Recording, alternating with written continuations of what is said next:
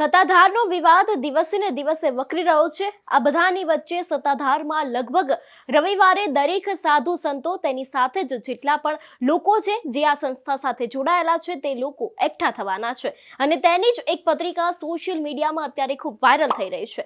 નમસ્કાર, હું હંસિની અને તમે જોઈ રહ્યા છો નિર્ભય ન્યૂઝ।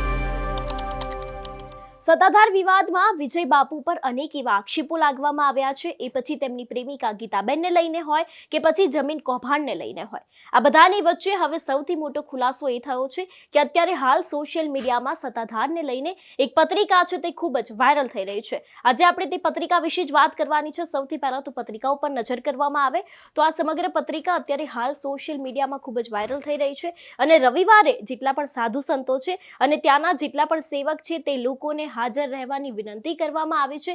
એટલે એવું કહી શકાય કે અત્યારે હાલ સત્તાધારનો જે વિવાદ ચાલી રહ્યો છે તેમાં પણ કોઈક વળાંક આવી શકે છે અને સોશિયલ મીડિયામાં આ વાયરલ થયેલી પત્રિકામાં એવું સાફપણે દેખાડવામાં આવ્યું છે કે રવિવારે દરેક સાધુ સંતો તેની સાથે જેટલા પણ સેવકો છે જે સત્તાધારમાં માને છે તેમનું આસ્થાનું કેન્દ્ર છે તે દરેક લોકોએ હાજર રહેવું ફરજિયાત છે। આ બધાની વચ્ચે જો વાત કરવામાં આવે તો 22 તારીખે એટલે કે રવિવારના રોજ સવારે 10:30 વાગ્યાની આસપાસ આ કાર્યક્રમ છે તેની ઉજવણી કરવામાં આવી છે। તેની સાથે જ અહીં કહેવામાં આવ્યું છે કે 22 તારીખના રોજ આસ્થાનું કેન્દ્ર એટલે કે સત્તાધાર મુકામે દરેક લોકોને અહીં આવવાનું છે। તેની સાથે જ સર્વ સેવક ગણોને પણ હાજર રહેવાની વિનંતી કરવામાં આવી છે તેવું અત્યારે હાલ આ પત્રિકા છે સમગ્ર તે અત્યારે સોશિયલ મીડિયામાં ખૂબ વાયરલ થઈ રહી છે।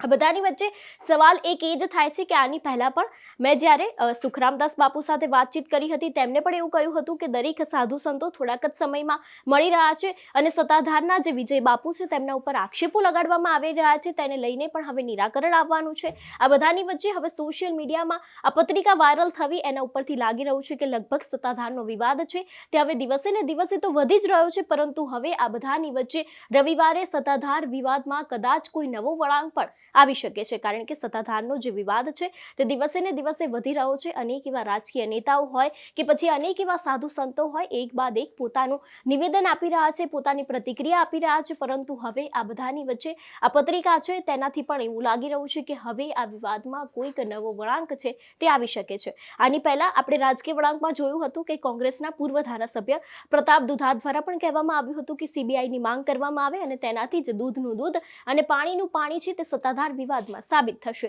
આ બધાની વચ્ચે જો વાત કરવામાં આવે વિજય બાપુની તો વિજય બાપુ ઉપર પણ અનેક એવા પ્રહારો કરવામાં આવ્યા હતા। વિજય બાપુના સમર્થનમાં ઘણા લોકો આવ્યા હતા।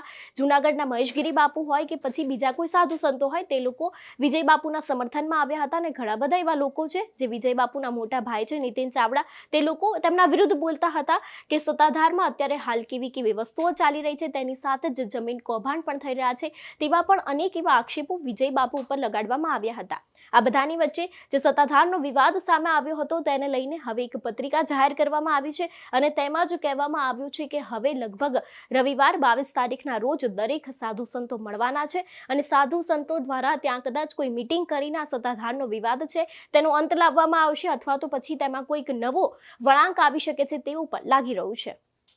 ત્યારે તમારું શું માનવું છે આ વિષયને લઈને કે સત્તાધારનો જે આ વિવાદ છે તેમાં 22 તારીખે સાધુ સંતો મળીને કયો નવો નિર્ણય આવી શકે છે, તેની સાથે જ વિજય બાપુ પર જે આક્ષેપો કરવામાં આવ્યા છે તેને લઈને શું કોઈ કામગીરી કરવામાં આવશે કે કેમ, તમે શું માનો છો અમને કમેન્ટ કરીને ચોક્કસથી જણાવજો।